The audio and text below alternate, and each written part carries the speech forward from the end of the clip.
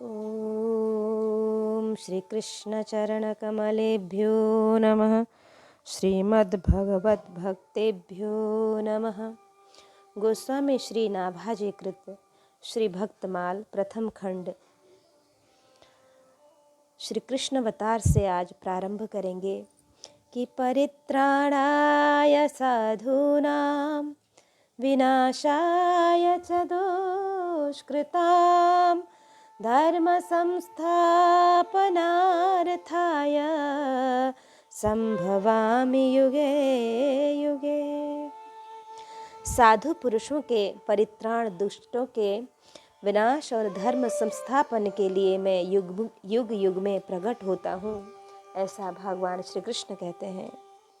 श्री कृष्ण अवतार की कथा कि अपने इन वचनों को पूर्ण चरितार्थ करते हुए अखिल रसामृत सिंधु षडैश्वर्यवान सर्वलोक महेश्वर स्वयं भगवान श्री कृष्ण भाद्रपद की कृष्णाष्टमी की अर्धरात्रि को कंस कारागार में परम अद्भुत चतुर्भुज नारायण रूप से प्रकट हुए। वात्सल्य भाव भावित हृदया माता देवकी की प्रार्थना पर भक्त वत्सल भगवान ने प्राकृत शिशु का सा रूप धारण कर लिया। श्री वसुदेव जी भगवान की आज्ञा अनुसार शिशु रूप भगवान को नंदालय में श्री यशोदा के पास सुलाकर बदले में यशोदात्मजा जगदम्बा महामाया को ले आए। गोकुल में नंद बाबा के घर की जात कर्मादि महोत्सव मनाए गए। भगवान श्री कृष्ण की जन्म से ही सभी लीलाएं अद्भुत और अलौकिक थीं।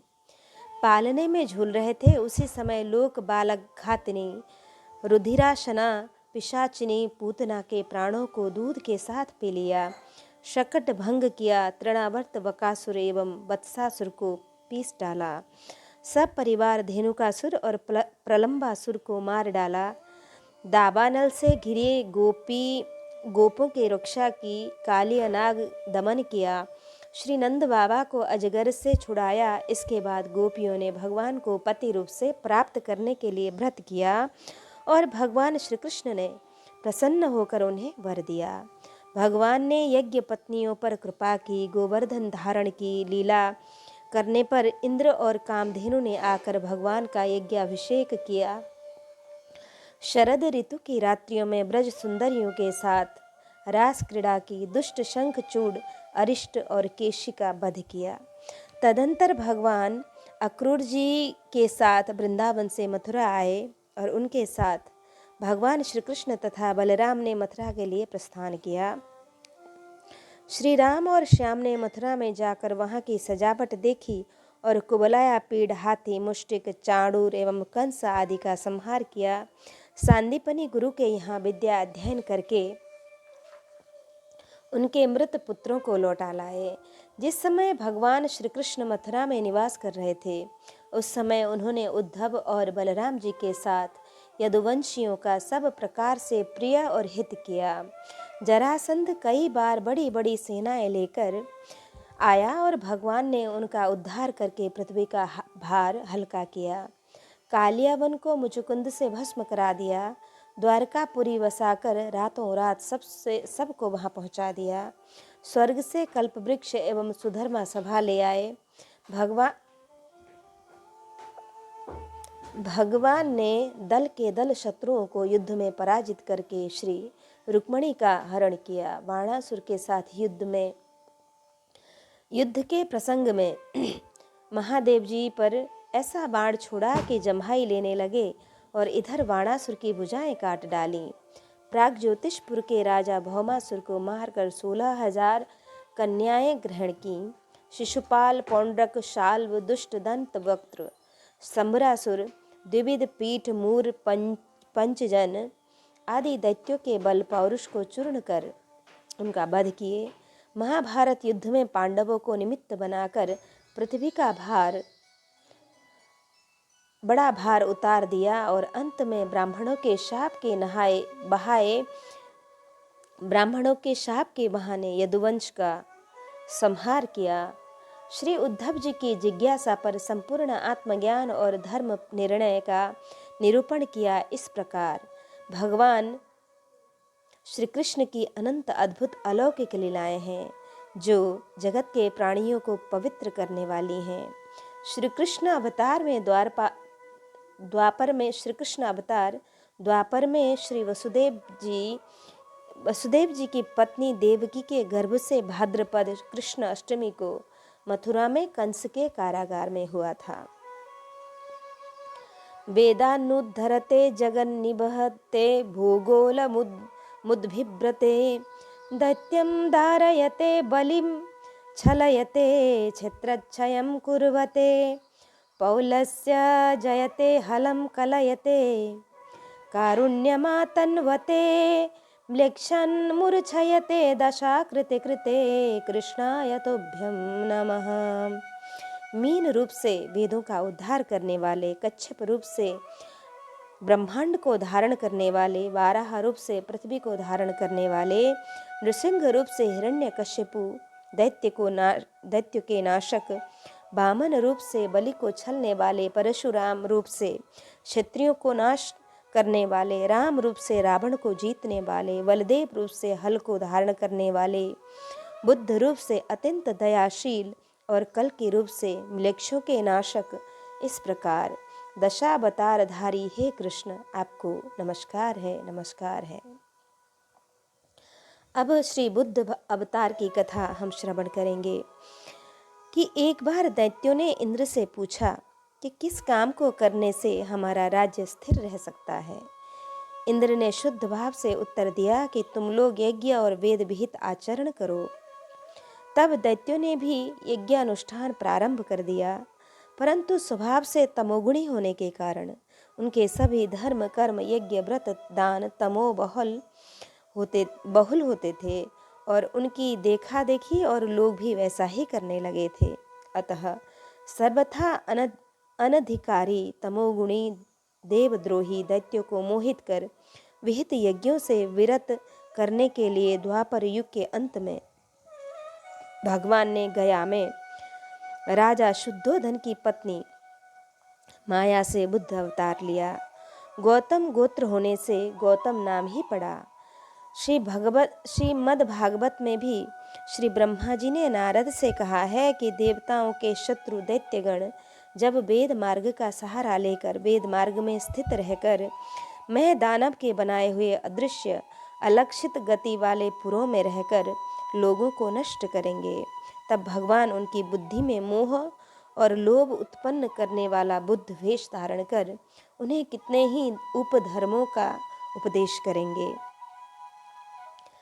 देवद्विषां निगम वर्त्मनि तिष्ठितानां पुरभिर्मयेन विहिताभिरदृश्यतुर्भिः लोकाङ्घ्नतां मतिविमोहमतिप्रलोभं वेशं विधाय बहुभाष्यत उपधर्यम्।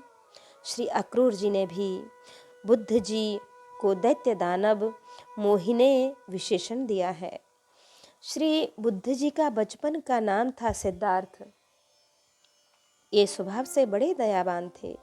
किसी का भी किंचित मात्र भी दुख देख लेते तो विकल हो जाते। यही कारण है कि उनके पिता राजा शुद्धोधन की ओर से राज्य में ऐसी व्यवस्था की कि कोई दुखमय प्रसंग इनके दृष्टिपथ में न आ पाए। परंतु यह सब होने पर भी दैव योग से एक दिन सहसा एक रुग्ण पुरुष को, कुछ ही दिन बाद एक अत्यंत वृद्ध पुरुष को, पश्चात एक मृत को देखकर इनकी आत्मा सिहर उठी और उसी दिन से ये जगत से उदास हो गए। इनकी यह उदासीनता माता पिता को खली और उन्हें जगत प्रपंच में फंसाने के लिए अत्यंत रूपवती यशोधरा नाम की कन्या से विवाह कर दिया और समय पर सिद्धार्थ के राहुल नामक एक पुत्र भी उत्पन्न हुआ।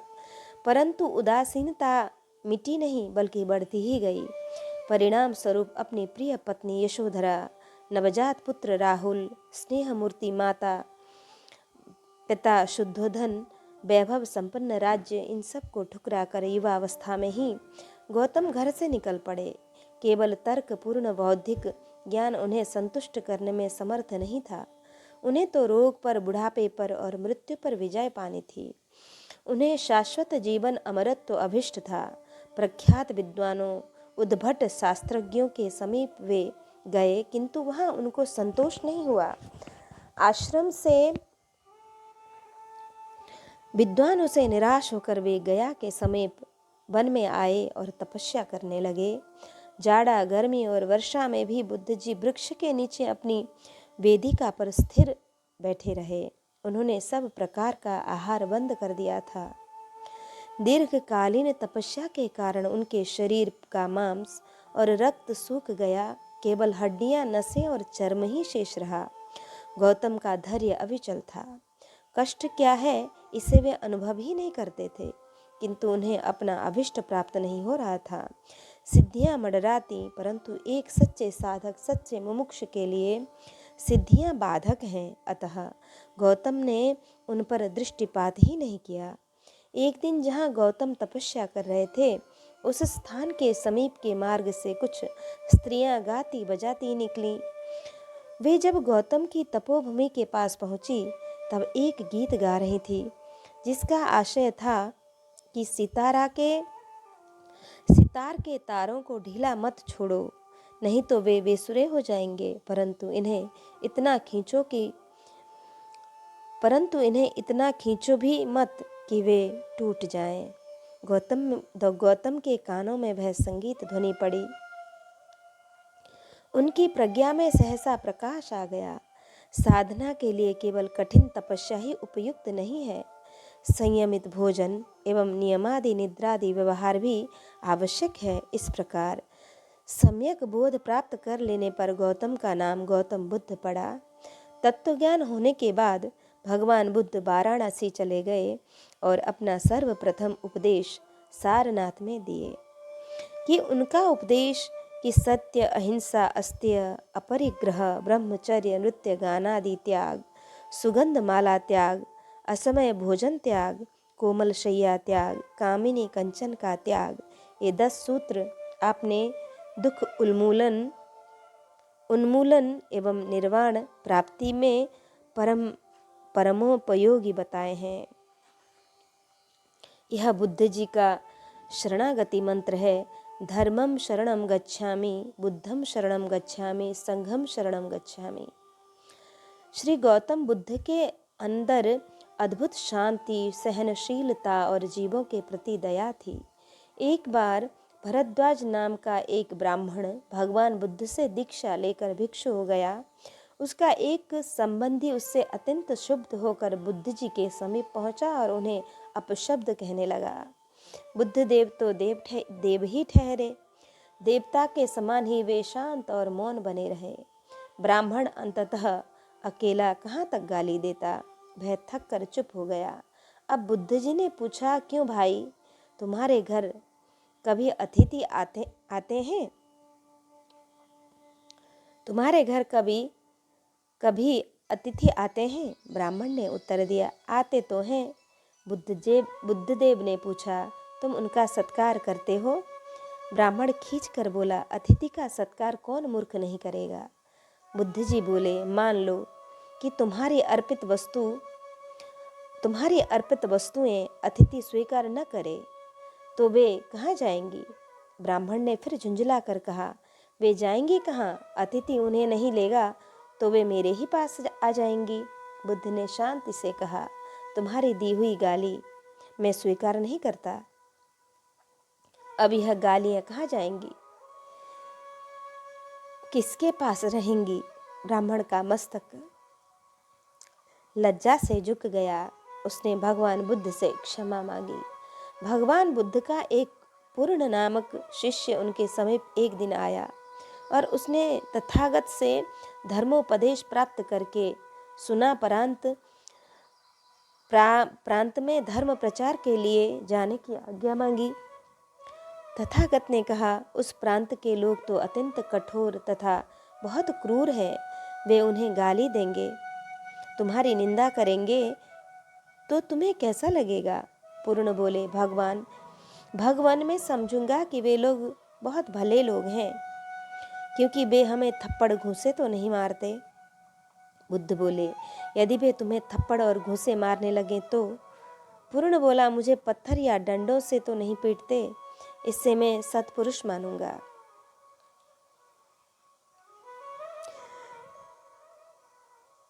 बुद्ध बोले, वे पत्थर डंडों से भी पीट सकते हैं। पूर्ण बोले, वे शस्त्र प्रहार तो नहीं करते, इससे वे दयालु हैं, ऐसा मानूंगा।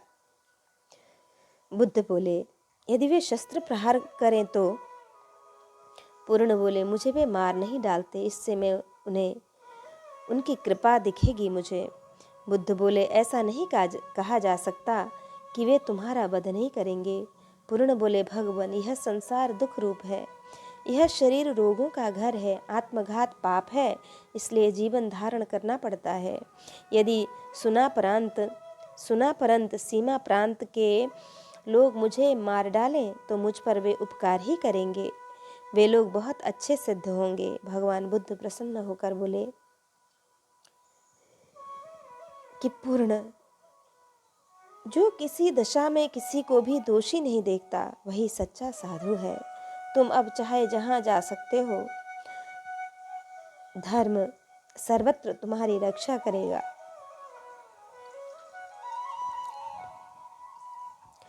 बुद्ध जी की अद्भुत उपदेश शैली कि गौतमी का प्यारा इकलौता पुत्र मर गया और उसको बहुत बड़ा शोक हुआ। वह पगली सी हो गई और पुत्र की लाश को छाती से चिपका कर, कोई दबा दो, कोई मेरे बच्चे को अच्छा कर दो, एवं प्रकारेण चिल्लाती हुई इधर उधर दौड़ने लगी। लोगों ने बहुत समझाया परंतु उसकी समझ में नहीं आया। उसकी बड़ी दयनीय स्थिति देखकर एक सज्जन ने उसे भगवान बुद्ध के पास यह कहकर भेज दिया कि तुम सामने के बिहार में भगवान के पास जाकर दवा मांगो, यह निश्चय ही तुम्हारा दुख मिटा देंगे। गौतमी दौड़ी हुई गई और बच्चे को जिलाने के लिए भगवान बुद्ध से रो रो कर प्रार्थना करने लगी। भगवान ने कहा, अच्छा किया तुम यहाँ आ गई, बच्चे को मैं जिला दूंगा। तुम जाकर जिसके घर में कोई भी आज तक मरा न हो, उससे कुछ सरसों के दाने मांग लाओ। गौतमी बच्चे की लाश को छाती से चिपकाए दौड़ी और लोगों से सरसों के दाने मांगने लगी।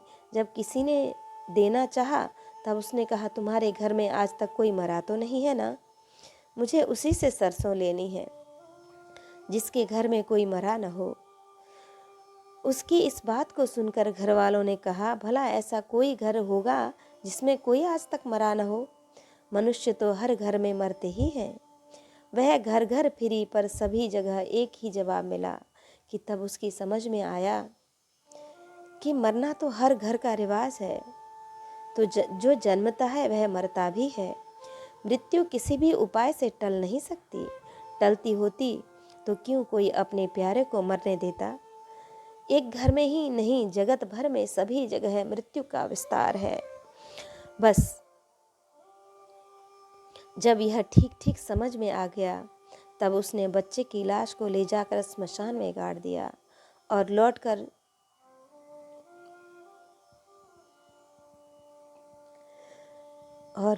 भगवान बुद्ध से सारी बात कह दी। भगवान ने उसे फिर समझाया कि देखो, यहाँ जो जन्म लेता है उसे मरना पड़ेगा, यह निश्चय है। जैसे हमारे घर के मरते हैं वैसे हम भी मर जाएंगे, इसीलिए मृत्यु का शोक न करके उस स्थिति की चिंता करनी चाहिए जिसमें पहुंच जाने पर जन्म ही न हो। जन्म न होगा तो मृत्यु आप ही टल जाएगी,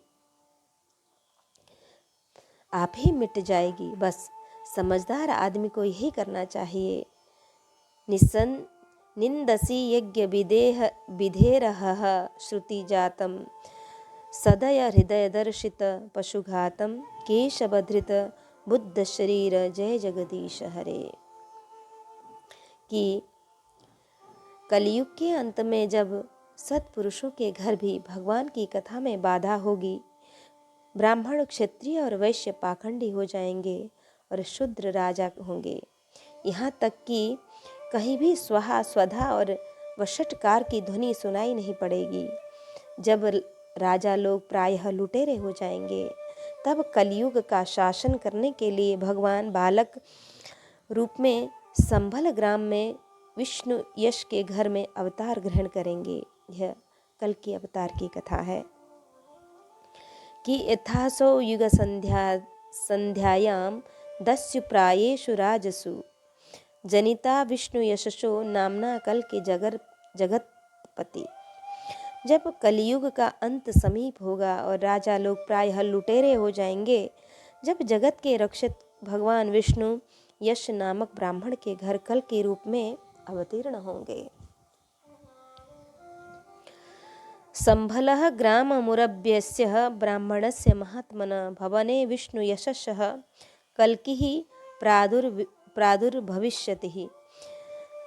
संभल ग्राम मुरादाबाद जिला में विष्णु नाम के एक श्रेष्ठ ब्राह्मण होंगे। उनका हृदय बड़ा उदार एवं भगवत भक्ति से पूर्ण होगा। उन्हीं के घर कल्कि भगवान अवतार ग्रहण करेंगे। बालक का नाम कल्कि विष्णु यश होगा। मन के द्वारा चिंतन करते ही उनके पास इच्छा अनुसार वाहन, अस्त्र शस्त्र, योद्धा और कवच उपस्थित हो जाएंगे। मनसा तस्य सर्वाणि वाहनान्या युधानि च उपस्थास्यन्ति योद्धाश्च शस्त्राणि कवचानि च। ये परशुराम जी उनको वेद पढ़ावेंगे। शिवजी शास्त्रास्त्रों से का संधान सिखावेंगे। साथ ही एक घोड़ा और एक खड्ग देंगे। तब कल्कि भगवान ब्राह्मणों की सेना साथ लेकर संसार में सर्वत्र फैले हुए म्लेच्छों का नाश करेंगे। पापी दुष्टों का नाश करके वे सत्य युग के प्रवर्तक होंगे। वे ब्राह्मण कुमार बड़े ही बलवान, बुद्धिमान और पराक्रमी होंगे। धर्म के अनुसार विजय प्राप्त कर वे चक्रवर्ती राजा होंगे और इस संपूर्ण जगत को आनंद प्रदान करेंगे। श्री व्यास जी की कथा। चेदी देश के राजा वसु पर अनुग्रह करके देवराज इंद्र ने एक दिव्य विमान दिया था, जिस पर बैठकर वे आकाश में सबके ऊपर विचरते थे। अतः उनका नाम उपरिचर वसु पड़ गया। एक बार राजा उपरिचर वसु अपनी ऋतुस्नाता पत्नी गिरिका को, जिसने पुत्रोत्पत्ति की कामना से उचित समय पर समागम की प्रार्थना की थी, उसे छोड़कर पितरों की तृप्ति के लिए मेध्य पशुओं का वध करने के लिए वे वन में चले गए। वन में ऋतुराज बसंत की अद्भुत शोभा देखकर राजा को कामोद्दीपन हुआ, जिससे उनका वीर्य स्खलित हो गया। राजा ने यह विचार कर कि मेरा वीर्य भी व्यर्थ न जाए और रानी का ऋतुकाल भी व्यर्थ न हो, अशोक पत्र पुट में रखकर एक बाज पक्षी के द्वारा उस वीर्य को रानी के पास भेजा। संयोगवश मार्ग में एक दूसरे बाज से संघर्ष हो जाने के कारण वह वीर्य जमुना नदी में गिर गया, जिसे ब्रह्मा जी के शाप से मछली रूप धारिणी अद्रिका नाम की अप्सरा पी गई। और कालांतर में जब मत्स्यजीवी मल्लाहों के जाल में वह मछली फंसी और मछुओं ने उसके पेट को चीरा, तो उसमें अत्यंत सुंदर एक पुत्र और एक कन्या रत्न को पाया। मछुओं ने उन दोनों संतानों को राजा उपरिचर वसु को निवेदन किया। राजा ने पुत्र तो स्वयं ले लिया, जो आगे चलकर मत्स्य नामक बड़ा धर्मात्मा राजा हुआ। कन्या के शरीर से मछली की सी गंध आती थी, अतः उसे दासराज नामक मल्लाह को सौंप दिया। वह रूप के साथ साथ सत्य से युक्त थी, अतः उसका नाम सत्यवती पड़ा। एक बार तीर्थ यात्रा के उद्देश्य से विचरने वाले महर्षि पराशर ने उसे देखा, तो शुभ संयोग देखकर बुद्धिमान पराशर ने उसके साथ समागम की इच्छा प्रकट की। सत्यवती ने संकुचित होकर अपने कन्यत्व को दूषित होने के कारण नदी के आर पार दोनों तटों पर उपस्थित लोगों के द्वारा देखे जाने तथा अपने शरीर से मछली की सी दुर्गंधी निकलने की बात कही। समर्थ ऋषि ने तीनों कठिनाइयां तत्काल दूर कर दी। आशीर्वाद दिया, तुम्हारा कन्या भाव सुरक्षित रहेगा। शरीर से सुंदर सुगंध निकलेगी जो 1 योजन तक फैलेगी। और कुहरा की सृष्टि कर चारों ओर अंधेरा कर दिया। तब तो वरदान पाकर प्रसन्न हुई सत्यवती ने उस अद्भुत कर्मा महर्षि पराशर के साथ समागम किया और तत्काल ही एक शिशु को जन्म दिया। यह शिशु ही पराशर जी से उत्पन्न होने से पाराशर्य, जमुना जी के द्वीप जल से घिरा भूभाग में उत्पन्न होने से द्वैपायन, वेदों का व्यास विस्तार करने से वेद अभ्यास नाम से विख्यात हुआ। इन्होंने माता से कहा कि आवश्यक पड़ने पर तुम मेरा स्मरण करना, मैं अवश्य दर्शन दूंगा। इतना कहकर माता की आज्ञा ले श्री व्यास जी ने तपस्या में मन लगा लिया। श्री व्यास जी ने देखा कि प्रत्येक युग में धर्म का एक एक पाद लुप्त होता जा रहा है। मनुष्यों की शक्ति और आयु क्षीण हो चली। यह सब देख सुनकर उन्होंने वेद और ब्राह्मणों पर अनुग्रह करने की इच्छा से वेदों का व्यास विस्तार किया। वेद में सबका अधिकार न होने से सर्वसाधारण को वेद तात्पर्य सुलभ कराने की दृष्टि से आपने 5वें वेद तुल्य महाभारत इतिहास ग्रंथ की रचना की। फिर वेदों का अर्थ स्पष्ट करने के लिए सहस्त्र पुराणों की रचना की, परंतु मन में जैसी शांति चाहिए वैसी शांति नहीं होने से अपने को अकृतार्थ सा मानकर खिन्नता को प्राप्त श्री व्यास जी ने देवर्षि नारद की प्रेरणा से श्रीमद् भागवत महापुराण की रचना कर परम विश्राम पाया। परमहंसाचार्य श्री सुखदेव जी आपके पुत्र हैं। नमोस्तुते व्यास विशाल बुद्धे प्रफुल्ल बुद्धे फुल्लारविंदा यतपत्र नेत्र येन त्वया भारत तैलपूर्णः प्रज्वालितो नाम ज्ञानमयः प्रदीपः। अब श्री पृथु चरित्र हम श्रवण करेंगे कि महाराज अंग की पत्नी सुनीता, जो साक्षात मृत्यु की कन्या थी, उसने बेन नामक पुत्र का जन्म दिया, जो अपने नाना मृत्यु के स्वभाव का अनुसरण करने के कारण अत्यंत क्रूर कर्म करने वाला हुआ। फलस्वरूप उसकी दुष्टता से उद्विग्न होकर राजर्षि अंग नगर छोड़कर चले गए। राजा के अभाव में राज्य में अराजकता फैल न जाए, इसलिए ऋषियों ने और कोई उपाय न देखकर बेन को अयोग्य होने पर भी राजपद पर अभिषिक्त कर दिया। स्वभाव से क्रूर, ऐश्वर्य प्राकर अत्यंत उन्मत्त विवेक शून्य बेन जब धर्म एवं धर्मात्मा पुरुषों को विनष्ट करने पर तुल गया, ऋषियों के समझाने पर भी समझना तो दूर, उल्टे उनकी अवहेलना करने लगा। तब क्षुब्ध ऋषियों ने क्रोध करके हुंकार मात्र से बेन को मार डाला, परंतु कोई राजा नहीं होने के कारण लोक में लुटेरे के द्वारा प्रजा को बहुत कष्ट होने लगा। यह देखकर ऋषियों ने बेन के शरीर का मंथन किया। प्रथम जांग का मंथन किया तो उसमें से एक बौना पुरुष कुरूप काला कलूटा उत्पन्न हुआ, और जब उसने पूछा कि मैं क्या करूं, तो ऋषियों ने कहा, निषेध बैठ जा। इसी से वह निषाद कहलाया। फिर बेन की भुजाओं को मंथन किया तो संबोधित एक स्त्री पुरुष का जोड़ा प्रकट हुआ। ऋषियों ने पुरुष को पृथु नाम से एवं स्त्री को अर्ची नाम से संबोधित किया।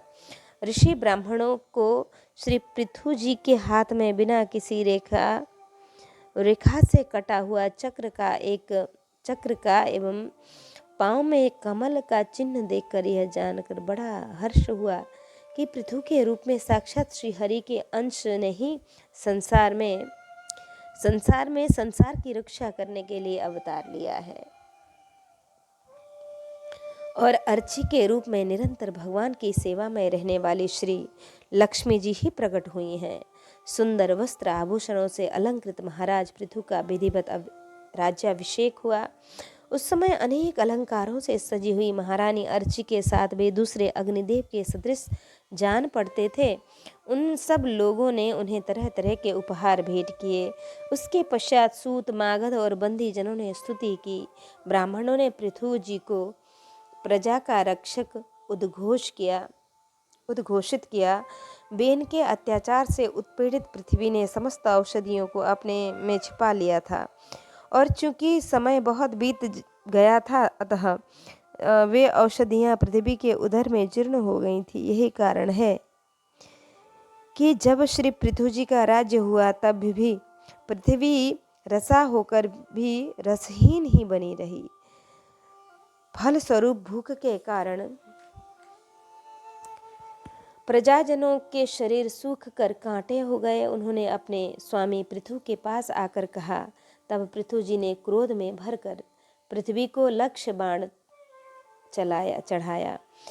पृथ्वी प्रथम तो डरकर गो रूप धारण कर भागी, परंतु कहीं भी बचाव न देखकर पृथु जी की शरण में पुनः आ गई।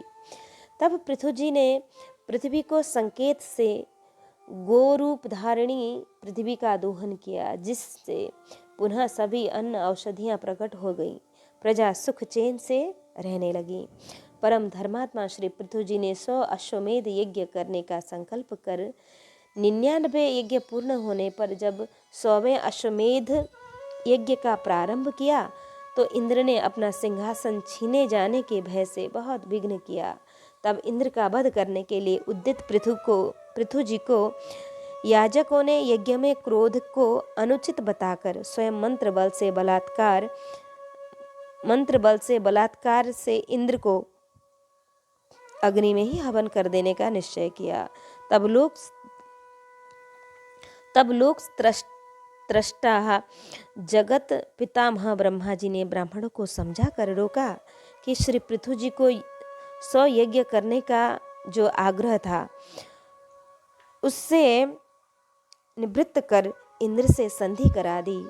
महाराज पृथु के 99 यज्ञों से ही यज्ञ भोक्ता यज्ञेश्वर भगवान विष्णु को भी बड़ा संतोष हुआ। वे देवराज इंद्र को साथ लेकर पृथु जी के सामने प्रकट हुए और अपने ही कर्म से लज्जित इंद्र पृथु जी के चरणों में गिरना ही चाहते थे कि पृथु जी ने उन्हें हृदय से लगा लिया।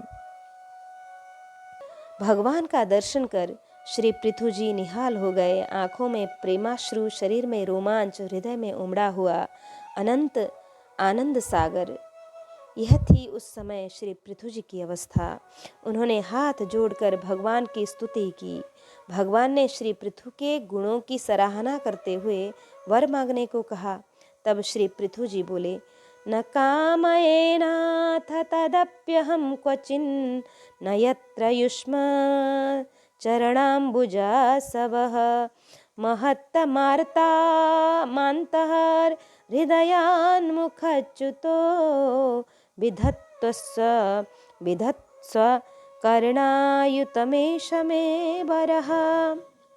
मुझे तो उस मोक्ष की भी चाह नहीं है जिसमें महापुरुषों के हृदय से उनके मुख द्वारा निकला हुआ आपके चरण कमलों का मकरंद नहीं है, जहाँ आपकी कीर्ति कथा सुनने का सुख मिलता नहीं है। इसलिए मेरी तो यही प्रार्थना है कि आप मुझे 10,000 कान दे दीजिए, जिससे मैं आपके लीला गुणों को सुनता ही रहूं। इस प्रकार प्रार्थना करने पर उनको अपनी भक्ति का वर प्रदान कर भगवान अंतर्ध्यान हो गए। आदिराज पृथु जी ने स्वयं शुभ कर्म धर्मों का आचरण करते हुए प्रजा को भी धर्माचरण का उपदेश दिया। उस समय सभा में उपस्थित समस्त जन समूह उनकी इस धार्मिक वृत्ति की प्रशंसा करने लगा। वर्णन आया है कि जिस प्रकार प्रजाजन परम पराक्रमी श्री पृथु जी की प्रार्थना कर रहे थे, उसी समय वहां सूर्य के समान तेजस्वी 4 मुनीश्वर आए। वे सनकादि कुमार थे। महाराज पृथु ने उनका शिष्ट जनोचित सत्कार किया। स्वर्ण सिंहासन पर विराजमान कराकर विधिपूर्वक पूजन किया। पुनः बड़ी श्रद्धा और संयम के साथ वे प्रेम पूर्वक यह जिज्ञासा की उन्होंने कि इस संसार में मनुष्य का किस प्रकार सुगमता से कल्याण हो सकता है। आप लोग त्रिकालज्ञ हैं, सर्वज्ञ हैं और भगवान श्री हरि के परम भक्त भी। अतः कृपया मेरी जिज्ञासा का समाधान करें। श्री सनकादिकों ने पृथु जी के वचनों का अभिनंदन करते हुए भगवान के आराधनीय चरण कमलों को ही कल्याण का मूल बताया और आज्ञा दी कि संत महात्मा जिनके चरण कमलों के अंगुली दल की छिटकती हुई छटा का स्मरण करके अहंकार रूप हृदय ग्रंथि को जो कर्मों से गठित है इस प्रकार छिन्न भिन्न कर डालते हैं कि समस्त इंद्रियों का प्रत्याहार करके अपने अंतःकरण को निर्विषय करने वाले सन्यासी भी वैसा नहीं कर पाते। तुम उन सर्वाश्रय भगवान वासुदेव का भजन करो। इस प्रकार श्री सनकादि कुमार भक्तराज पृथु को उपदेश देकर श्री पृथु जी के शील की प्रशंसा करते हुए सब लोगों के सामने ही आकाश मार्ग से चले गए। बहुत काल तक धर्म पूर्वक प्रजा का पालन कर श्री पृथु जी ने सनत कुमार जी के उपदेशों का स्मरण कर कि अब मुझे अंतिम पुरुषार्थ के मोक्ष के लिए प्रयत्न करना चाहिए। पृथ्वी का भार पुत्रों को सौंपकर अपनी पत्नी सहित अकेले ही तपोवन को चले गए और वहां जाकर भगवान सनत कुमार ने जिस परमोत्कृष्ट आध्यात्म योग की शिक्षा दी थी उसी के अनुसार पुरुषोत्तम श्रीहरि की आराधना करने लगे और अंत में भगवान के श्री चरण कमलों का चिंतन करते हुए ब्रह्म स्वरूप में लीन हो गए। यह देखकर महाराज पृथु की पतिव्रता पत्नी अर्ची ने चिता बनाई और अपने पति के साथ ही सती हो गई। परम साध्वी अर्ची को इस प्रकार अपने पति वीरवर पृथु का अनुगमन करते देख सहस्त्रों वरदायिनी देवियों ने अपने अपने पतियों के साथ उनकी स्तुति की। वहां देवताओं के बाजे बजने लगे। देवांगनाओं ने पुष्प की वृष्टि की। रंजयतीति राजा यह स्वनाम सफलीकृतः दुदोहम वसुधाम बीजम तस्मै श्री पृथ्वे नमः। श्री हरि अवतार। त्रिकुटाचल पर्वत पर जब ग्राह ने गज को पकड़ा था तब उसकी आर्तवाणी को सुनकर श्री हरि भगवान प्रकट हुए थे। उन्होंने ही ग्राह को मारकर गजेंद्र की रक्षा की तथा लोगों के बड़े बड़े संकट हरण करके श्री हरि यह नाम चरितार्थ किया। इस प्रकार इसकी कथा है कि क्षीर सागर में त्रिकूट नाम का एक प्रसिद्ध सुंदर एवं श्रेष्ठ पर्वत था। वह 10,000 योजन ऊंचा था। उसकी लंबाई चौड़ाई भी चारों ओर उतनी ही थी। इस पर्वतराज त्रिकूट की तराई में भगवान वरुण का ऋतुराज नाम का उद्यान था जिसके चारों ओर वृक्षों के झुंड शोभा दे रहे थे। वहीं एक विशाल सरोवर था। उस पर्वत के घोर जंगल में बहुत सी हथिनियों के साथ एक गजेंद्र निवास करता था जो बड़े बड़े शक्तिशाली हाथियों का सरदार था।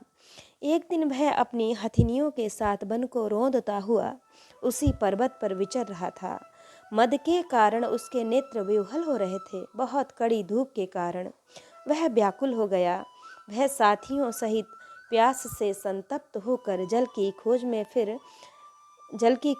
फिर रहा था कि उसे दूर ही से कमल के पराग से सुवासित वायु की सुगंध मिली, जिसके सहारे वह उसी सरोवर में जा पहुंचा और स्नान कर श्रम मिटाया, प्यास बुझाई।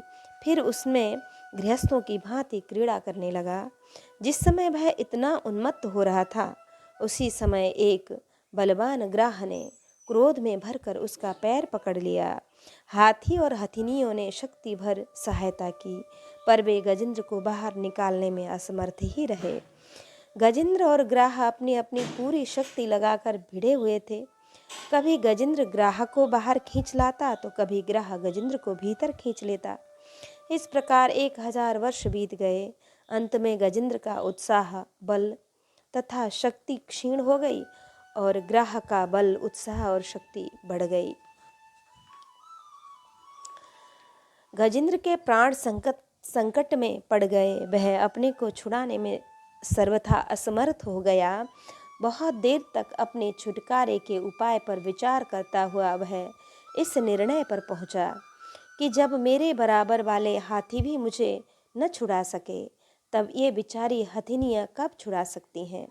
ग्राह का मुझे ग्रस लेना विधाता की फांसी है। अतएव अब मैं संपूर्ण विश्व के एकमात्र आश्रय पर ब्रह्म की शरण लेता हूँ। जो प्रचंड काल रूपी सर्प से भयभीत प्राणियों की रक्षा करते हैं, तथा मृत्यु भी जिसके भय से दौड़ती रहती है। यकश्चनेशो बलिनोन्तकोरगात् प्रचंड वेगाद भिधावतो भृशं भीतं प्रपन्नं परिपाति यद भयान मृत्यु प्रधावत्यरणं तमीमहि। ऐसा निश्चय कर पूर्व जन्म के सीखे हुए श्रेष्ठ स्तोत्रों के द्वारा स्तुति करने लगा। गजेंद्र ने किसी देव विशेष का नाम न लेकर स्तुति की, इसलिए भिन्न भिन्न नाम और रूपों को अपना स्वरूप मानने वाले ब्रह्मादि देवता उसकी रक्षा करने न आए। सर्वदेव स्वरूप सर्वात्मा भगवान स्वयं ही वहाँ छुड़ाने को प्रकट हो गए। भगवान की शीघ्रता पूर्वक गरुड़ पर चढ़कर चल दिए। भगवान को चक्र लिए आते देख अपने सूंड में एक सुंदर कमल का पुष्प लेकर जो उस सरोवर में खिला हुआ था, सूंड को ऊपर उठाकर बड़े कष्ट के साथ पुकार कर कहा कि नारायण जगद्गुरो भगवान, आपको मेरा नमस्कार है। स्वन्तः सरस्यु रुबलेन गृहीत आर्तो दृष्ट्वा गरुत्मति हरिम ख उपात्त चक्रम उत्क्षिप्य सांबुजकरम गिरमाह कृच्छ्रान नारायण अखिल गुरु भगवन नमस्ते। पुकारने के साथ भगवान गरुड़ को छोड़कर तत्काल वहां पहुंचे और दोनों को सरोवर से निकालकर ग्राह का मुंह चक्र से फाड़कर गज को छुड़ा दिया। भगवान का स्पर्श होते ही गजेंद्र के अज्ञान बंधन कट गए और वह भगवान का सा चतुर्भुज रूप हो गया, अर्थात उसे सारूप्य मुक्ति प्राप्त हुई। भगवान उसे अपना पार्षद बनाकर अपने साथ ही ले गए। कि अब हंसावतार की कथा हम श्रवण करेंगे। एक बार सनकादिक परमर्षियों ने अपने पिता श्री ब्रह्मा जी से पूछा कि पिताजी, चित्त गुणों अर्थात विषयों में घुसा ही रहता है और गुण भी चित्त की एक एक वृत्ति में प्रविष्ट ही रहते हैं, अर्थात चित्त और गुण आपस में मिले जुले ही रहते हैं। ऐसी स्थिति में जो पुरुष इस संसार सागर से पार होकर मुक्ति पद प्राप्त करना चाहता है, वह इन दोनों को एक दूसरे से कैसे अलग कर सकता है। यद्यपि श्री ब्रह्मा जी देव शिरोमणि स्वयंभू और सब प्राणियों के जगत जन्मदाता हैं, तो भी कर्म प्रवण बुद्धि होने से इस प्रश्न का समुचित समाधान न कर सके। अतः इस प्रश्न का उत्तर देने के लिए उन्होंने भक्ति भाव से भगवान का चिंतन किया। तब भगवान हंस का रूप धारण करके उनके सामने प्रकट हो गए और श्री सनकादि तथा ब्रह्मा जी से वंदित होकर सनकादि के यह पूछने पर कि आप कौन हैं, तब भगवान बोले, ब्राह्मणों, यदि परमार्थ रूप वस्तु नानत्व से सर्वथा रहित है, तब आत्मा के संबंध में आप लोगों का ऐसा प्रश्न कैसे युक्ति संगत हो सकता है। देवता, मनुष्य, पशु, पक्षी आदि सभी शरीर पंचभूतात्मक होने के कारण अभिन्न ही हैं और परमार्थ से भी अभिन्न हैं। ऐसी स्थिति में आप कौन हैं? आप लोगों का यह प्रश्न ही केवल वाणी का व्यवहार मात्र है, विचार पूर्वक नहीं है, अतः निरर्थक है। मन से, वाणी से, दृष्टि से तथा अन्य इंद्रियों से जो कुछ भी ग्रहण किया जाता है, वह सब में मैं ही हूँ, मुझसे भिन्न और कुछ है ही नहीं। यह सिद्धांत आप लोग तत्व विचार के द्वारा समझ लीजिए। पुत्रों, यह चित्त चिंतन करते करते विषयाकार हो जाता है और विषय चित्त में प्रविष्ट हो जाते हैं।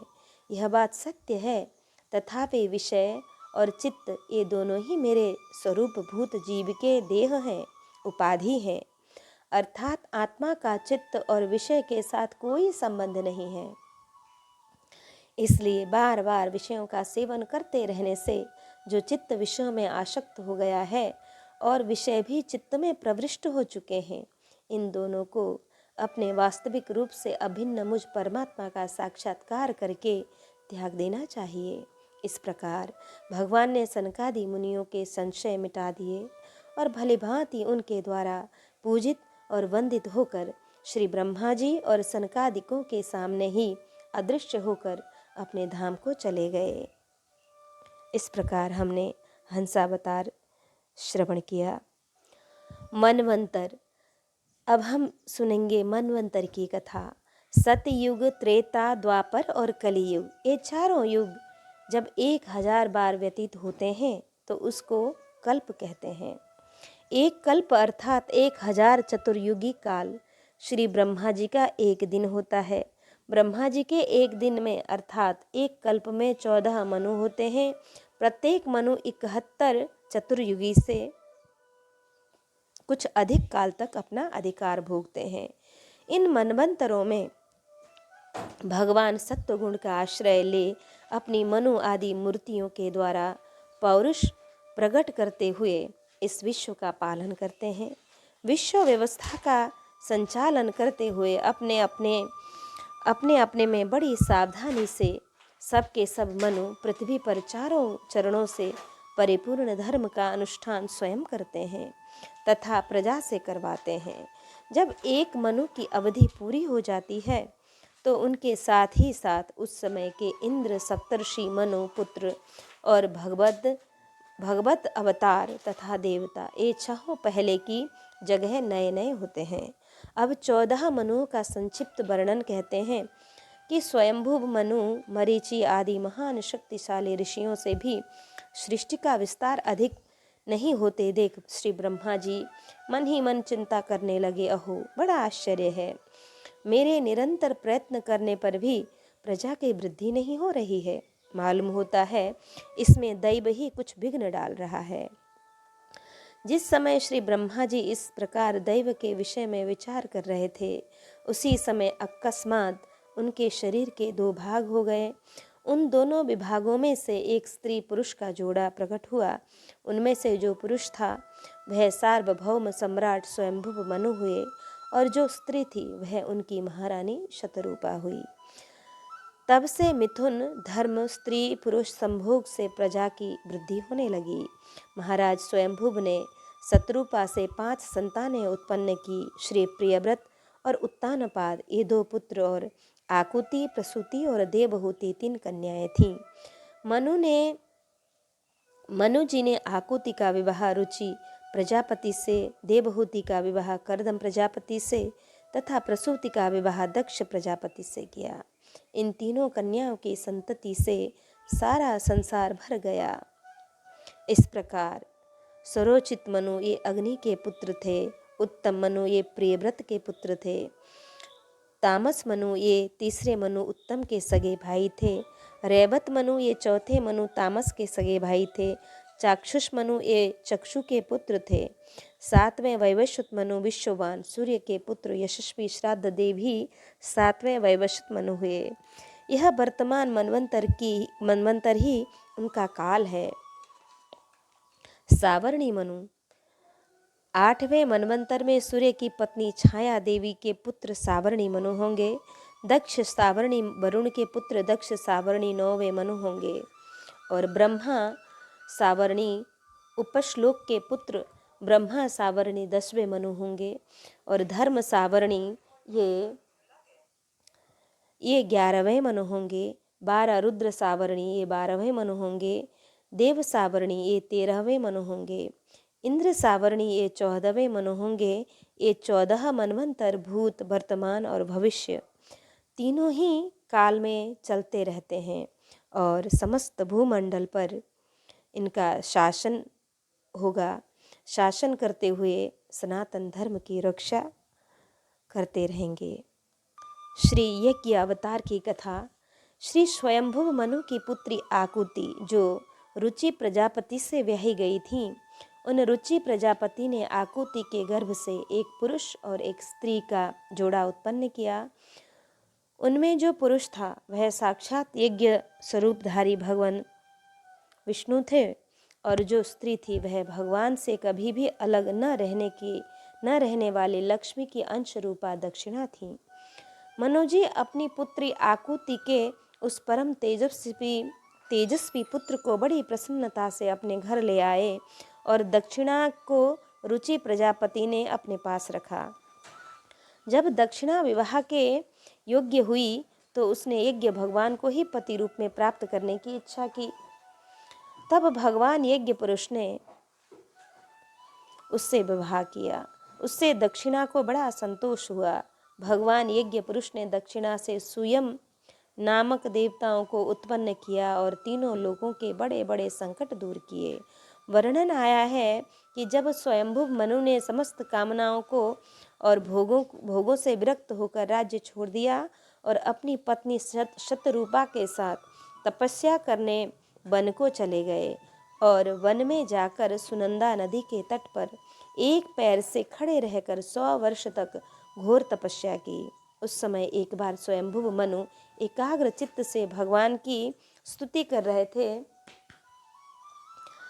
तो भूखे असुर और राक्षस उन्हें नींद में अचेत होकर बड़बड़ाते जानकर खा डालने के लिए टूट पड़े।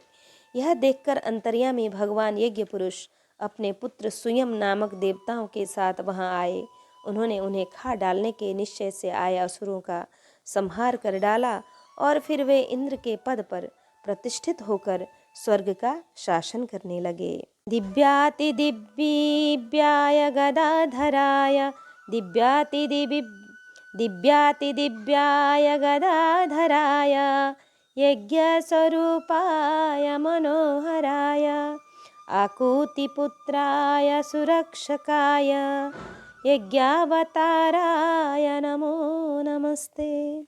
अब श्री ऋषभदेव अवतार की कथा हम श्रवण करेंगे कि महाराज नाभि के कोई संतान नहीं थी, इसलिए उन्होंने अपनी पत्नी मेरु देवी के सहित पुत्र की कामना से एकाग्रतापूर्वक भगवान यज्ञ पुरुष का यजन किया।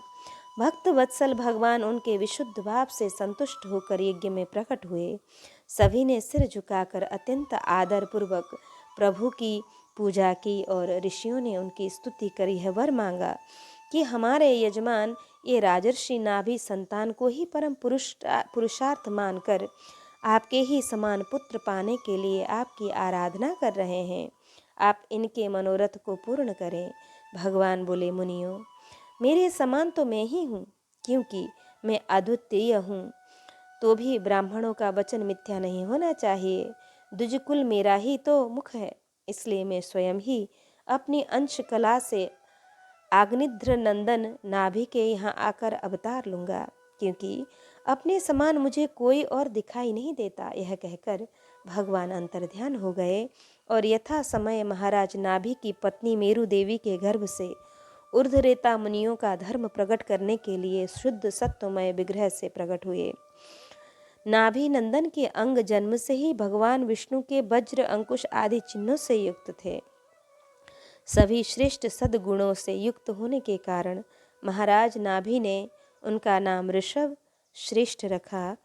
राजा नाभि ने यह देखा कि ऋषभ देव प्राणी मात्र को अत्यंत प्रिय लगते हैं और राज्य कार्य संभालने योग्य भी हो गए हैं। तब उन्होंने उन्हें धर्म मर्यादा की रक्षा के लिए राज्याभिषिक्त कर स्वयं पत्नी मेरु देवी के सहित बद्रिकाश्रम चले गए और वहाँ भगवान की आराधना करते हुए भगवत स्वरूप में लीन हो गए। भगवान ऋषभदेव सर्वधर्म विज्ञाता होकर भी ब्राह्मणों की बतलाई हुई विधि से साम दानादि नीति के अनुसार ही पुत्रवत प्रजा का पालन करते थे। एक बार इंद्र ने ईर्ष्यावश इनके राज्य में वर्षा नहीं की तो योगेश्वर भगवान ऋषभ ने अपनी योग माया के प्रभाव से अपने वर्ष अजनाब खंड में खूब जल वर्षाया। आपने लोगों को गृहस्थ धर्म की शिक्षा देने के लिए देवराज इंद्र की कन्या जयंती से विवाह किया और उसके गर्भ से अपने ही समान गुण वाले 100 पुत्र उत्पन्न किए। महायोगी श्री भरत जी श्रेष्ठ पुत्र थे। नव योगेश्वर के नाम से विख्यात हुए। 21 पुत्र पुण्य कर्मों का अनुष्ठान करने से शुद्ध होकर ब्राह्मण हो गए। नव पुत्र पृथ्वी के नव खंडों का शासन करने वाले हुए। एक बार भगवान ऋषभदेव घूमते घूमते ब्रह्मा भरत देश में पहुँचे। वहाँ बड़े बड़े महर्षियों की इस सभा में उन्होंने प्रजा के सामने ही अपने समाहित चित्त तथा विनय और प्रेम के भार से सुसंयत पुत्रों को भगवत भक्ति का उपदेश देते हुए कहा कि पुत्रों, तुम संपूर्ण चराचर भूतों को मेरा ही शरीर समझकर शुद्ध बुद्धि से उनकी सेवा करो। यही मेरी सच्ची पूजा है। इनके बिना मनुष्य अपने को महामोहमय काल पाश से छुड़ा नहीं सकता। इस प्रकार पिता ऋषभदेव ने अपने पुत्रों को मोक्ष मार्ग का उपदेश दिया। आपका कहना है कि गुरुर्न सस्यात् स्वजनो न सस्यात् पिता न सस्यात् जननी न सस्यात् दैवं न तदस्यान्न पतिश्च सस्यान् नमो च यद्यः समुपेत मृत्युम। यानी जो अपने प्रिय संबंधी को भगवत भक्ति का उपदेश देकर मृत्यु की फांसी से नहीं छुड़ा सकता, वह गुरु गुरु नहीं है, स्वजन स्वजन नहीं है, पिता पिता नहीं है, माता माता नहीं है, इष्टदेव इष्टदेव नहीं है और पति पति नहीं है। भगवान ऋषभदेव जी के 100 पुत्र में भरत सबसे बड़े थे और थे बड़े भगवत भक्त। ऋषभदेव जी ने पृथ्वी का पालन करने के लिए उन्हें राजगद्दी पर बिठा दिया और स्वयं उपशमशील निवृत्ति परायण महामुनियों को भक्ति ज्ञान और वैराग्य रूप परमहंसोचित शिक्षा देने के लिए बिल्कुल विरक्त हो गए। केवल शरीर मात्र परिग्रह रखा, वस्त्रों का भी त्याग कर सर्वथा दिगंबर हो गए। उस समय उनके बाल बिखरे हुए थे, उन्मत्त का सा वेश था, सर्वथा मौन हो गए थे, जड़ अंधे बहरे गूंगे पिशाच और पागलों की सी चेष्टा करते हुए अवधूत बने जहाँ जहाँ विचरने लगे। लोगों की उनके प्रति की गई अनुकूल प्रतिकूल सभी चेष्टाएं उनके लिए समान थीं, इसलिए कि इस मिथ्या शरीर में उनकी अहमता ममता तनिक भी न रही। लोक मान्यता से बचने के लिए उन्होंने अजगर वृत्ति धारण कर ली थी। वे लेटे ही लेटे खाते पीते और मलमूत्र त्यागने लगे। कभी कभी अपने त्यागे हुए मल में ही लोटपोट कर शरीर को उससे सान लेते। एक बात स्मरण रखने की है कि उनके मल में दुर्गंधि का लेश नहीं था, बड़ी सुगंध थी। इस प्रकार मोक्षपति भगवान ऋषभदेव ने परमहंसों को त्याग के आदर्श की शिक्षा देने के लिए विविध प्रकार की योगचर्याओं का आचरण किया। निरंतर परमानंद का अनुभव करते हुए दिगंबर रूप से इतस्ततः भ्रमण करते हुए भगवान ऋषभदेव का शरीर कूटकाचल के वनों में घूमते हुए प्रबल दावाग्नि की लाल लाल लपटों में लीन हो गया। नित्यानुभूत निजलाभ निवृत्त तृष्णा श्रेयस्य तत्र चनया चिरसुप्त बुद्धे लोकस्य य करुणया भय मात्मलोक माख्यन्नमो भगवते ऋषभाय तस्मै। निरंतर विषय भोगों की अभिलाषा करने के कारण अपने वास्तविक श्रेय से चीरकाल तक बेसुध हुए लोगों को जिन्होंने करुणावश निर्भय आत्मलोक का उपदेश दिया और स्वयं निरंतर अनुभव होने वाले आत्मस्वरूप की प्राप्ति से सब प्रकार की तृष्णाओं से मुक्त थे, उन भगवान ऋषभदेव को मैं नमस्कार करता हूँ। अब श्री हयग्रीव अवतार की कथा हम श्रवण करेंगे कि सृष्टि रचना में अत्यंत व्यस्त श्री ब्रह्मा जी को देखते देखते मधु और कैटभ नाम के दैत्यों ने वेदों को हर लिया और तुरंत रसातल में जा पहुँचे। वेदों का हरण हो जाने पर ब्रह्मा जी को बड़ा खेद हुआ, उन पर मोह छा गया। तब यह विचार करते हुए कि वेद ही तो मेरे नेत्र हैं, वेद ही मेरे परम बल हैं, वेद ही मेरे परम गुरु तथा वेद ही मेरे सर्वोत्तम उपास्य देव हैं, मैं वेदों के बिना संसार की उत्तम सृष्टि कैसे कर सकता हूँ। वे भगवान श्रीहरि की शरण में गए और उन्होंने हाथ जोड़कर भगवान की स्तुति की। ब्रह्मा जी की स्तुति को सुनकर भक्त वत्सल भगवान वेदों की रक्षा करने के लिए हयग्रीव रूप धारण करके रसातल में जा पहुँचे और वहाँ जाकर परम योग का आश्रय ले शिक्षा के नियमानुसार उदात्त आदि स्वरों से युक्त उच्च स्वर से सामवेद का गान करने लगे। उन दोनों असुरों ने वह शब्द सुनकर वेदों को कालपाश से आबद्ध करके रसातल में फेंक दिया और फिर स्वयं उसी ओर दौड़े जिधर से ध्वनि आ रही थी। इसी बीच में हयग्रीव रूपधारी भगवान श्रीहरि ने रसातल में पड़े हुए उन संपूर्ण वेदों को लिया तथा ब्रह्मा जी को पुनः वापस दे दिया और फिर वे अपने आदि रूप में आ गए।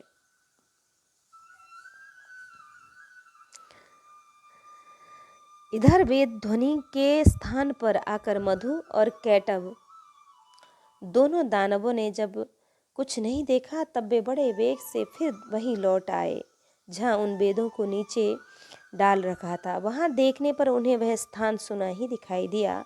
तब वे बलवानों में श्रेष्ठ दोनों दानव पुनः उत्तम वेग का आश्रय लेकर रसातल से शीघ्र ही ऊपर उठे तो आकर देखते हैं कि आदिकर्ता भगवान योग निद्रा का आश्रय लेकर शेष शैया पर सो रहे हैं। उन्हें देखकर वे दोनों दानवराज ठहका मारकर हंसने लगे और उन्होंने भगवान को जगाया। फिर तो उन दोनों असुरों का और भगवान का युद्ध आरंभ हो गया। भगवान मधुसूदन ने ब्रह्मा जी का मान रखने के लिए तमोगुण और रजोगुण से अभिष्ट शरीर वाले उन दैत्यों मधु और कैटभों को मार डाला। इस प्रकार भगवान पुरुषोत्तम ने ब्रह्मा जी का शोक भी दूर कर दिया। दिति पुत्र हयग्रीव नामक दैत्य ने देवी की आराधना कर उन्हें संतुष्ट कर अमर होने का वर मांगा। जातस्य ही ध्रुवो मृत्यु। देवी के ऐसा कहने पर हयग्रीव ने कहा, अच्छा तो हयग्रीव के द्वारा मारा जाऊं। भगवान की माया जगन मोहिनी जगदम्बा इस दैत्य को यह वर देकर अंतर्ध्यान हो गई। दैत्य ने सोचा, हयग्रीव तो मैं ही हूँ, मैं भला अपने को क्यों मारने लगा और दूसरा मुझे मार सकता नहीं। अतः उन्मत्त होकर अपने अत्याचार से पृथ्वी को व्याकुल करने लगा। तब अकारण करुण वरुणालय भगवान ने हयग्रीव अवतार धारण कर इस दैत्य का वध कर दिया। वेदस प्रार्थना हत्वा तु मधु कैटभो वेदानुद्ध तवान यस्तु हयग्रीवम नमामितम। ध्रुव वर देना। एक पैर से खड़े होकर तप करने वाले ध्रुव को शंख चक्र गदा पद्मधारी चतुर्भुज रूप से दर्शन देने के लिए प्रकट हुए भगवान और ध्रुव को ध्रुव पद देकर कृतार्थ किया। इस प्रकार विद्ध सपत्युदित पत्रीभिरन्ति राज्ञो बालोऽपि सन्नुपगतस् तपसे बनानी तस्मा अदाध्रुवगतिं गृणते प्रसन्नो दिव्यास्तुवन्ति मनु योग यदुर्यधस्तात्। अपने पिता राजा उत्तानपाद के पास बैठे हुए 5 वर्ष के बालक ध्रुव को उनकी सौतेली माता सुरुचि ने अपने वचन बाणों से बेध दिया था। इतनी छोटी अवस्था होने पर भी वे उस ग्लानि से तपस्या करने के लिए वन को चले गए। उनकी प्रार्थना पर प्रसन्न होकर भगवान प्रकट हुए और उन्होंने ध्रुव को ध्रुवपद प्रदान किया। आज भी ध्रुव के ऊपर नीचे प्रदक्षिणा करते हुए दिव्य महर्षिगण उनकी स्तुति करते रहते हैं कि भागवत प्रथम स्कंद 3 अध्याय के 8वें श्लोक में देवर्षि नारद के अवतार का संकेत है। उनके अनुसार 24 अवतारों में श्री नारद जी की भी गणना होनी चाहिए। नारद जी ने ध्रुव को उपदेश देकर सफल होने का वरदान दिया था, अतः ध्रुव वरदेन श्री नारद जी का भी ग्रहण होना चाहिए। अतः तृतीय मृषि सर्गम च देवर्षित्वमुपेत्य सह तत्रं सात्वतमाचष्ट नैष्कर्म्यम कर्मणाम यतः। अर्थात ऋषियों की सृष्टि में भगवान देवर्षि नारद के रूप में तीसरा अवतार ग्रहण किया और सात्वत तंत्र नारद पांचरात्र का उपदेश किया, जिनमें कर्मों के बंधन से कर्म द्वारा मुक्ति पाने का उपाय वर्णित है। श्री धन्वंतरी जी की कथा, अब धन्वंतरी जी की कथा श्रवण करेंगे। क्षीर सागर का मंथन होने पर आप अमृत कलश लेकर प्रकट हुए। दैत्यों द्वारा छीने गए यज्ञों के भाग तथा अमृत देवताओं को आपकी ही कृपा से मिला। आपने संसार को आयुर्वेद विद्या देकर अनंत रोगों से मुक्त किया। अमृत वितरण हो जाने पर देवराज इंद्र ने इनसे देव वैद्य पद स्वीकार करने की प्रार्थना की। इन्होंने इंद्र की इच्छा अनुसार अमरावती में निवास करना स्वीकार कर लिया। कुछ समय बाद पृथ्वी पर अनेक व्याधियां फैलीं। तब इंद्र की प्रार्थना से भगवान धन्वंतरी ने काशीराज दिवोदास के रूप में पृथ्वी पर अवतार धारण किया। लोक कल्याणार्थ विविध व्याधियों को नष्ट करने के लिए स्वयं भगवान विष्णु धन्वंतरी के रूप में कार्तिक कृष्ण त्रयोदशी को प्रकट हुए थे। साक्षात विष्णु के अंश से प्रकट होने से ये भी श्रीहरि के समान श्याम एवं दिव्य थे। देवान कृशान असुर संगिनी पीड़ितांगान दृष्टा दयालुर मृतं वितरीतु कामः पाथो धीमंथन विधो प्रगटो भवद्यो धन्वंतरिः स भगवान बताद सदानः। असुरों के द्वारा पीड़ित होने से जो दुर्बल हो रहे थे, उन देवताओं को अमृत पिलाने की इच्छा से ही भगवान धन्वंतरी समुद्र मंथन से प्रकट हुए। वे हमारी रक्षा करें। श्री बद्रीपति नरनारायण। नरनारायण रूप का वर्णन, कथा का वर्णन अब आता है। दक्ष कन्या धर्म की पत्नी मूर्ति के गर्भ से भगवान नर नारायण के रूप में प्रकट हुए। उन्होंने आत्म तत्व का साक्षात्कार कराने वाले उस भगवदाराधन रूप कर्म का उपदेश किया, जो वास्तव में कर्म बंधन से छुड़ाने वाला और नैष्कर्म्य स्थिति को प्राप्त कराने वाला है। उन्होंने स्वयं भी वैसे ही कर्म का अनुष्ठान किया जैसे आज भी बद्रिकाश्रम में उसी कर्म का आचरण करते हुए विराजमान है। इंद्र ने यह आशंका करके कि यह अपने घोर तप के द्वारा मेरा पद छीनना चाहते हैं, उनका तप भ्रष्ट करने के लिए सदल बल कामदेव को भेजा। उनकी महिमा न जानने के कारण गर्भ में आकर कामदेव वहां पहुंचकर अप्सरागण, वसंत, मंद सुगंध वायु और स्त्रियों के कटाक्ष रूपी बाणों से उन्हें भेदने की चेष्टा करने लगा। इंद्र की कुचाल समझकर जानकर कुछ भी विस्मय न करते हुए आदिदेव नारायण ने उन भय से कांपते हुए कामादि से हंसकर कहा, हे मदन, हे मंद मलय मारुत, हे देवांगनाओं, डरो मत, हमारा आतिथ्य स्वीकार करो। उसे ग्रहण किए बिना ही जाकर हमारा आश्रम सुना मत करो। अभयदायक दयालु भगवान के ऐसा कहने पर लज्जा से सिर झुकाए हुए देवगण ने करुण स्वर से उनकी स्तुति की। तत्पश्चात भगवान ने बहुत सी ऐसी रमणियां प्रकट की कि जो अद्भुत रूप लावण्य से संपन्न और वस्त्रालंकारों से सुसज्जित थीं तथा भगवान की सेवा कर रही थी। साक्षात लक्ष्मी के समान रूपवती स्त्रियों को देखकर उनके रूप लावण्य की महिमा से कांतिहीन हुए देवगण उनके अंग की दिव्य गंध से मोहित हो गए। अब उनका गर्व चूर चूर हो गया। तब अत्यंत दीन हुए उन असुरों ने अनुचरों से भगवान हंसकर बोले, इनमें से किसी एक को जो तुम्हारे अनुरूप हो स्वीकार कर लो, वह स्वर्गलोक की भूषण होगी। देवराज ने जो आज्ञा कहकर उनको प्रणाम किया और उर्वशी नामक अप्सरा को साथ लेकर स्वर्ग में इंद्र के पास चले गए। यहाँ बड़ी महत्वपूर्ण बात यह है कि शंकर आदि अपनी क्रोध भरी दृष्टि से काम को भस्म कर देते हैं, परंतु अपने हृदय को जलाने वाले क्रोध को नहीं जला पाते। वही क्रोध नर नारायण के विमल हृदय में प्रवेश करने के पूर्व ही डर के मारे कांप जाता है। फिर भला उनके हृदय में काम का प्रवेश हो ही कैसे सकेगा। जैमिनीय भारत में लिखा है कि सहस्त्र कवची दैत्य ने तपस्या द्वारा सूर्य भगवान को प्रसन्न किया और वर मांगा कि मेरे शरीर में लिखा है। सहस्त्र कवची दैत्य ने तपस्या द्वारा सूर्य भगवान को प्रसन्न किया और वर मांगा कि मेरे शरीर में 1000 कवच हों। जब कोई 1000 वर्ष युद्ध करे तब कहीं एक कवच टूट सके, पर कवच टूटते ही शत्रु मर जावे। उसी को मारने के लिए नर नारायण का अवतार हुआ था। एक भाई 1000 वर्ष तक युद्ध करता और एक कवच तोड़कर मृतक सा बन जाता, तब दूसरे भाई उसे मंत्र से जिलाकर और स्वयं 1000 वर्ष युद्ध करके दूसरा कवच तोड़कर मृतक सा बन जाता। तब पहला भाई इनको जिलाता और स्वयं युद्ध करता। इस तरह से लड़ते लड़ते जब एक कवच रह गया तब दैत्य भागकर सूर्य में लीन हो गया।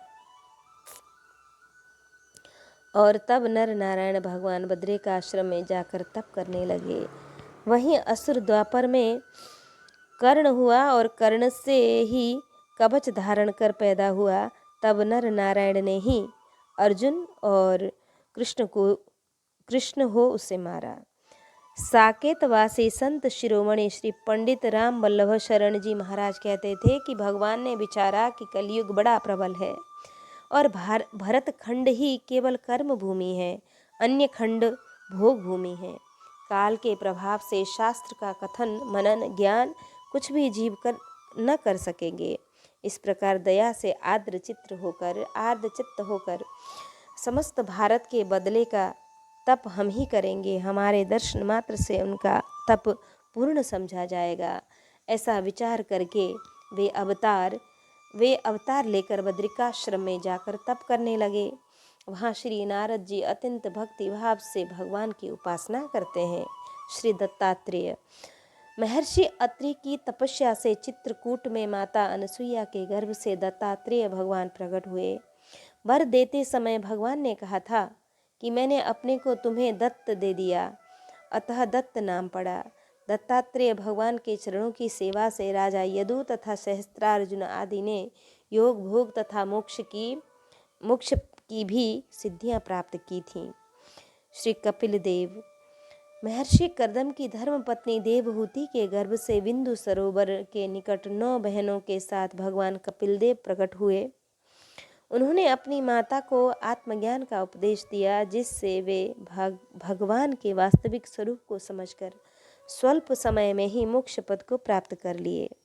श्री कपिल देव जी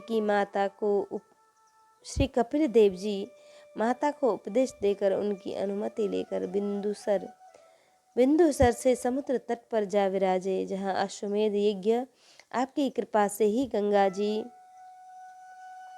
अश्वमेध यज्ञ के अश्व को खोजते हुए राजा सगर के 60,000 पुत्र भागवत अपराध रूप पाप से भस्म हो गए थे। आपकी कृपा से ही गंगा जी धरातल पर आई थीं और उन सगर पुत्रों का तो उद्धार हुआ ही, आज भी जगत कल्याण हो रहा है। आज भी गंगा सागर संगम में श्री कपिल भगवान विराजमान हैं। अपने ऋषियों को सांख्य शास्त्र का उपदेश दिया। आप सांख्य योग के आचार्य हैं। परम प्रधानम पुरुषम महंतम कालम कवि त्रिवृतम लोकपालम आत्मानुभूत्यानुगतः प्रपंचम स्वच्छंद शक्तिम कपिलम प्रपद्ये। श्री कर्दम जी कहते हैं, हे भगवान, आप पर ब्रह्म हैं, सारी शक्तियाँ आपके अधीन हैं। प्रकृति पुरुष महत्त्व त्रिविध काल अहंकार समस्त लोक एवं लोकपालों के रूप में आप ही प्रकट हैं तथा आप सर्वज्ञ सर्वात्मा परमात्मा ही इस सारे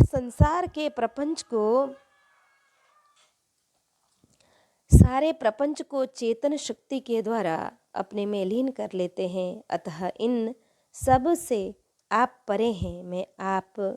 मैं आप भगवान श्री कपिल देव जी की शरण में हूँ। ऐसा कहते हुए आज की कथा यहाँ विश्राम करते हैं।